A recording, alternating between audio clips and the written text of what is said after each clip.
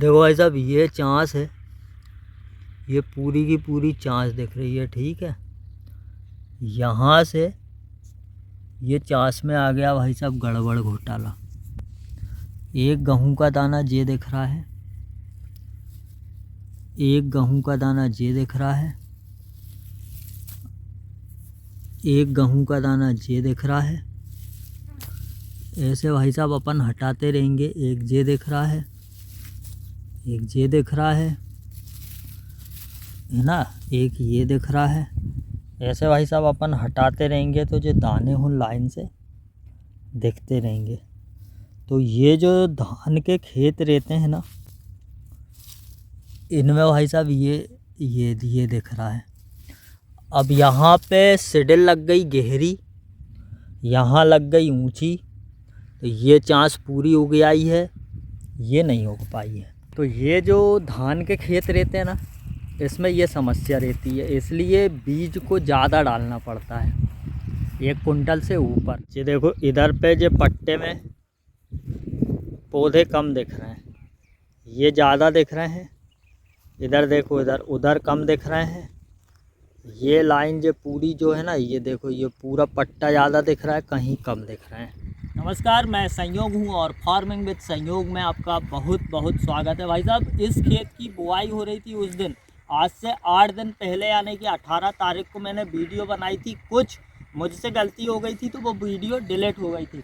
ये है हमारा 513 गेहूँ, जो कि आज पूरे 8 दिन का 8 दिन का हो चुका है। भाई साहब, इसकी गहराई ली थी हमने इतनी, है ना। और बतर मैंने आपको स्टार्टिंग में ही दिखाई दी थी। खेत में आपको ये धान के कहीं कहीं टुकड़े पड़े हुए दिखाई रहे होंगे, बतर भी मैंने आपको दिखा दी है।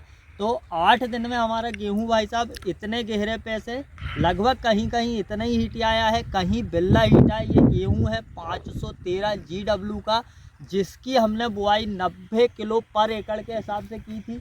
ये मेल आप देख सकते हैं, अभिषेक भैया आप भी दिखा सकते हैं। ये 2 एकड़ का टुकड़ा है, जिसमें लगभग 1 कुंटल 80 किलो के लगभग में बोआया था, एक अंदाजन। और बचे हुए में हमने 322 मिलाकर ये मेड़ के अगली साइड डाल दिया था। तो भाई साहब, ये है फिलहाल की कंडीशन में 8 दिन का 513, और इसकी अपडेट मैं आपको और बताता रहूँगा।